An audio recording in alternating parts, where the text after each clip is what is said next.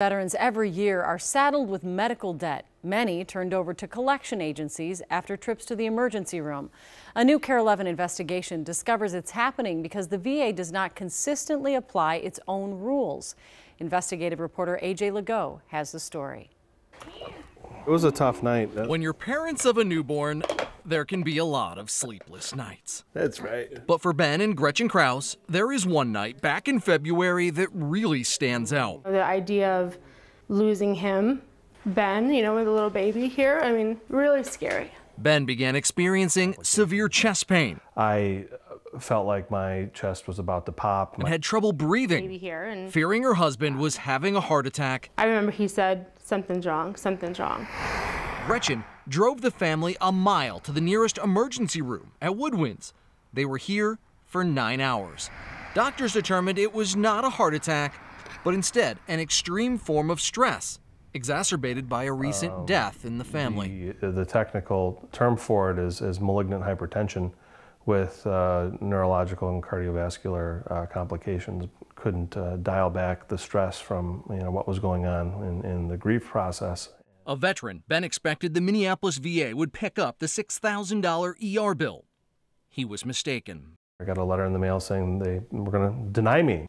Why? The letter says it was because the treatment provided does not meet the prudent layperson definition of an emergency. Apparently a prudent, normal guy wouldn't have gone to the emergency room if they were experiencing chest pains like I was. Ben's case raises the question, what does the VA believe is a prudent layperson's definition of an emergency? We looked to the VA's prudent layperson fact sheet. It describes someone with an average knowledge of health who believes failure to obtain immediate medical care could result in placing the patient's health in serious jeopardy. I'm not a doctor, I'm not a nurse. I know when to go to the ER. You go to the ER when someone is in distress, and he was in distress. Now it's time you know something else about Ben. He's one of the most prominent veterans' rights attorneys in the nation. With bad faith insurance adjudication, that's against the law. Ben believes in his case, the VA acted in bad faith. Back to the VA's own prudent layperson fact sheet. Under case example A, it describes a patient going to the ER complaining of chest pain, but given a diagnosis of mild gastric irritation. But because chest pain is a potentially serious problem, it, quote, clearly falls into the category of what any prudent layperson would consider an appropriate use of the emergency department. Right. This is almost, when you look at it, this is almost verbatim your case. Right. It's black and white, and it's case example A. We wanted to know, is Ben's an isolated case or a systemic pattern of dubious denials? If it happened to me, I guarantee it's happening to thousands of veterans nationwide. He's right. During a congressional hearing last year, VA is many times forced to deny a significant number of emergency treatment claims. This VA undersecretary submitted a written statement admitting in just 1 year, 98,000 veterans had their claim denied because the VA determined it was not an emergency.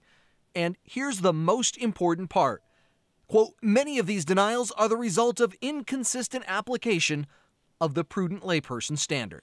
It's absurd. Ben wrote about his experience on his popular veterans blog, serving notice to the VA that he was working with KARE 11 to get to the bottom of his imprudent VA denial. The second that they realize that somebody is looking into it, and somebody with an ability to make it into a national story, once they realize that, then they called and said, oh, sorry, we made a mistake. We're going to take care of it now.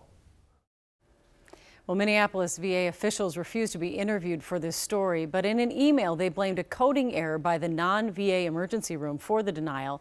They said they didn't yet have all of Ben's records when that denial was issued, but as you heard, they are now approving it.